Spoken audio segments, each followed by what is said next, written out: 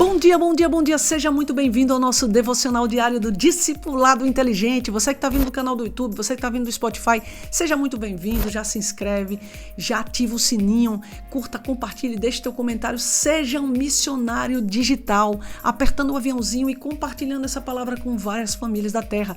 Eu tenho falado que às vezes você compartilha com 1, 2, 3, 4, 10 pessoas, isso se transforma em 1000 pessoas, porque um vai compartilhando com o outro. Peça ao Espírito Santo essa verdade dentro do teu coração, a quem entregar essa palavra, quem está sedento por essa palavra, e Deus vai trazer o teu entendimento, a tua lembrança. Puxa, me lembrei de uma pessoa do nada, pois manda para ela, porque o Espírito Santo está te fazendo lembrar, e com isso você está sendo um grande canal de bênção de Deus para a vida das pessoas. Se você ainda não assistiu os outros episódios, 1, 2, 3, 4, estamos no episódio 5 hoje, e eu peço que você volte lá, vai lá, assiste os episódios que você não assistiu, assiste todos eles e volta para cá, para que você não perca absolutamente nada, que você coma até a última fatia desse grande bolo que Deus tem nos dado essa semana de bênçãos abundantes através do Evangelho de Lucas, um evangelho simples, mas profundo, um evangelho marcante, um evangelho que todo cristão tem que ter a responsabilidade de ler, de conhecer, de experimentar, de transbordar e de compartilhar com todos na terra que eles tiverem acesso. Amém? Então convido você aí nos outros episódios, assistir, depois você volta pra cá e a gente continua junto. Se você também quer mergulhar profundo, Tia Bel, eu quero mergulhar profundo. O que é que você tem mais pra mim? Eu tenho um guia de estudo preparado pra você, sensacional, material muito bem feito, de excelente qualidade, que vai te fazer mergulhar ainda mais nesse tema. Então vai lá, acessa esse material aqui no descritivo desse vídeo. Você pode clicar no link, baixar o material e baixar também o nosso devocional diário em PDF, para que você possa ter todo esse material aí no teu computador e possa ler e ver de novo, e estudar, e grifar, marcar e fazer do jeito que você quiser. Então mergulha nesse material, que Deus tem grandes coisas para fazer na tua vida. Amém? Bora lá!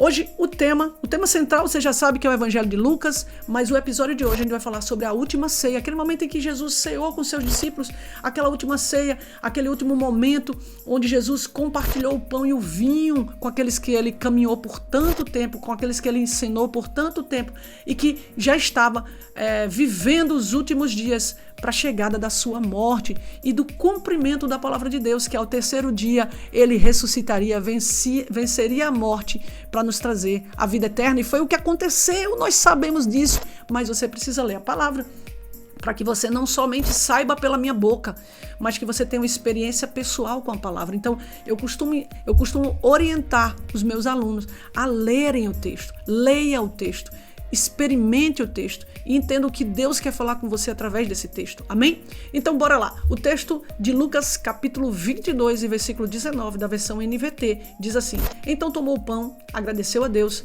partiu e o deu aos seus discípulos, dizendo: Este é o meu corpo, entregue por vós. Façam isso em memória de mim. Isso me lembra muito a ceia na igreja. Você que ainda não é batizado, você que não teve ainda a experiência do batismo, e um dia você vai fazer essa opção, eu creio, na sua vida, de batizar nas águas, e você vai poder cear junto, né, com toda a igreja.